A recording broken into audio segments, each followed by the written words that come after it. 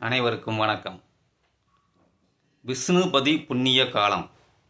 தமிழ் மாதங்களில் வைகாசி, ஆவணி, கார்த்திகை, மாசி ஆகிய தமிழ் மாதங்கள் 4 மாதங்களில் வரும் மாதப்பிறப்பன்று 1ஆம் தேதி அன்று விஷ்ணு ஸ்தலங்களில் நடக்கும் ஒரு சில விசேஷமான பூஜைகள் விஷ்ணுபதி புண்ணிய காலம் என்று அழைக்கப்படுகிறது.